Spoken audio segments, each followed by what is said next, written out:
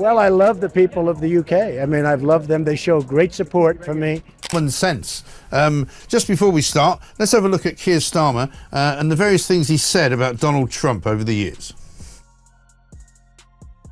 Of course, I wouldn't want Donald Trump round for dinner, but don't underestimate the danger to the world if Trump is re-elected this time around. I'm anti-Trump.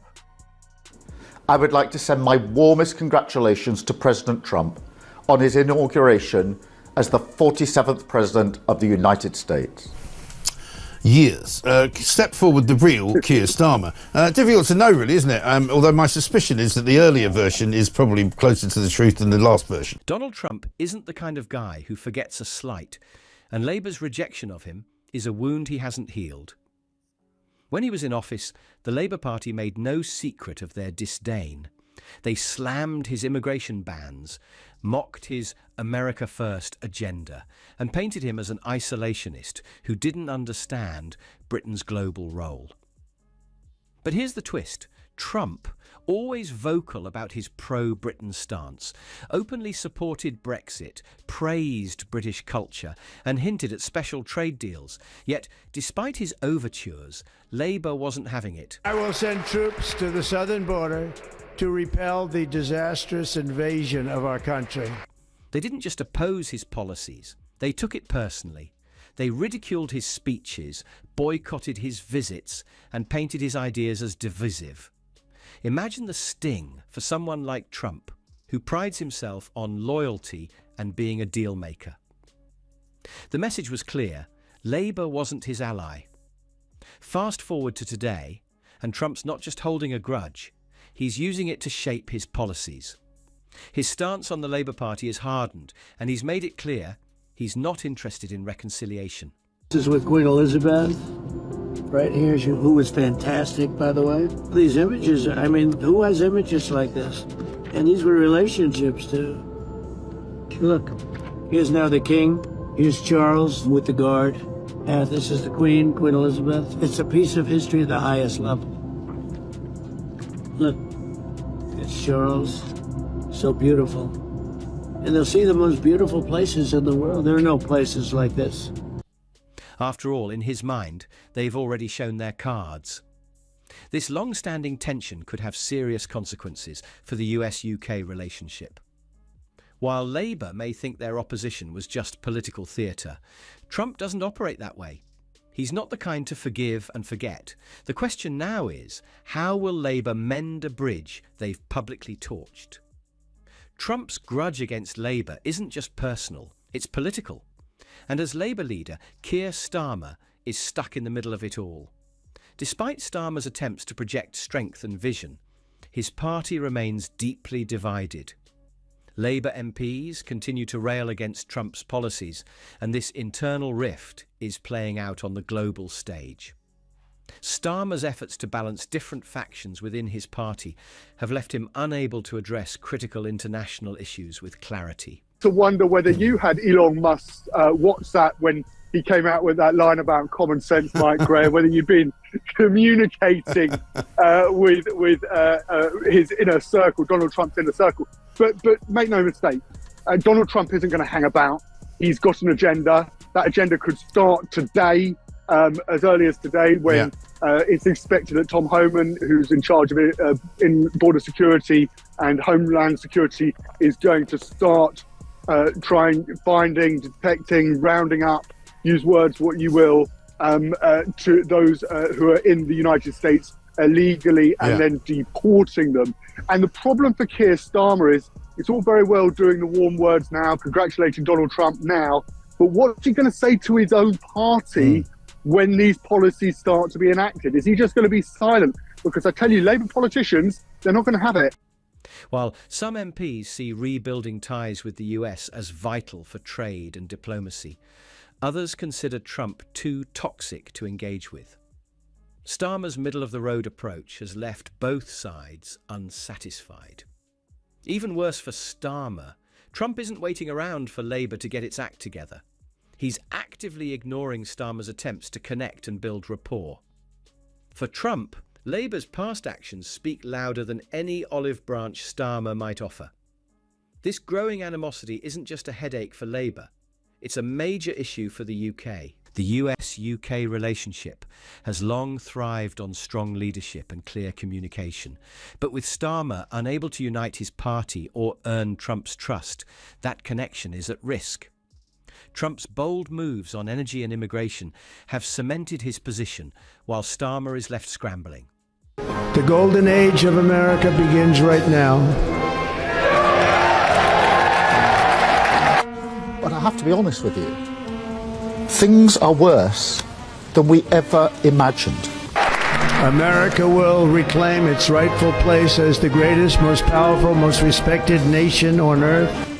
Things will get worse. While Trump continues to make bold decisions, Starmer's approach has been slow and uncertain. Trump's policies, particularly on immigration and energy, have put him at the forefront of global conversations.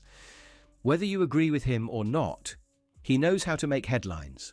His hardline stance on border control has energized his base and demonstrated his ability to make things happen. In contrast, Starmer is still trying to find his footing. His policies on key issues like trade and energy remain unclear, and his focus on domestic challenges has made him appear distracted. But there is, this is a problem. I'd also say, you mentioned immigration. The economy is such a big one here because Donald Trump is facing in completely the opposite direction when it comes to the tone he's going to be setting with the US economy. He's going to be cutting taxes. He's going to be trying to stimulate economic growth by encouraging businesses to expand their plants, expand their operation in the United States. As he said, simply put, he's going to put America first.